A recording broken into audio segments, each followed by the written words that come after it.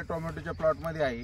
तर टोमॅटोच्या प्लॉटमध्ये बरेचसे लोक जेव्हा मल्चिंग करतात तर मल्चिंग करत असताना बेसल डोस टाकताना वेगवेगळ्या प्रकारचे खतं टाकतात। 10-26 ची एक बॅग, 1846 ची एक बॅग, सुपर फॉस्फेट, त्याचबरोबर मिक्स मायक्रोन्यूट्रियन आणि निंबोळी पेंड असे वेगवेगळे खतं टाकत असतात। तर मित्रांनो, आपण आपल्या पिकाच्या बेसलमध्ये खताची ग्रेड आपल्याला टाकायची नाही वेगवेगळ्या प्रकारची। तर आपल्याला NPK नत्रस्फुरद पालाश पिकाला किती लागतं त्याप्रमाणे आपल्याला त्या हिशोबाने आपल्याला खतं टाकणं गरजेचं आहे। मायक्रोन्यूट्रन जे आपण सूक्ष्म अन्नद्रव्य आपण आपल्या पिकाला देतो तर त्यामध्ये ते PPM मध्ये द्यायचंय, पण आपल्याकडे उलट होतं, आपण ते किलोत देतो। जसं की बघा, तर ह्या बेसल डोसवर मध्ये आपण मिक्स मायक्रोन्यूट्रन 53 किलो 56 किलो जो काही डोस असेल आपण तोच देत असतो। त्याचबरोबर ड्रीप वॉटर सुद्धा आपण जे काही मार्केटमध्ये वेगवेगळ्या प्रकारचे सल्फेट फॉर्ममध्ये, चिलेटेड फॉर्ममध्ये 2 किलो 5 किलो वेगवेगळ्या कंपन्यांचे जे मायक्रोन्यूट्रन्स येतात आपण ते पण सोडतो। त्याचबरोबर वरतून पण मायक्रोन्यूट्रन आपलं जातच फवारणीमधून।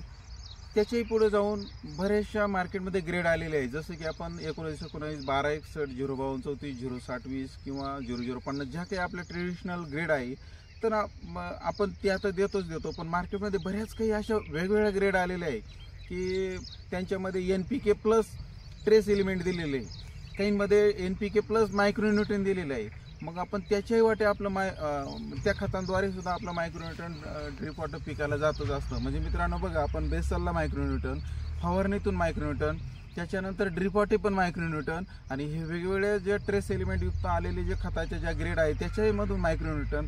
मग पिकाला एवढं मायक्रोन्यूट्रनची गरज असते का, याची आपण सर्वप्रथम विचार करायला हवा।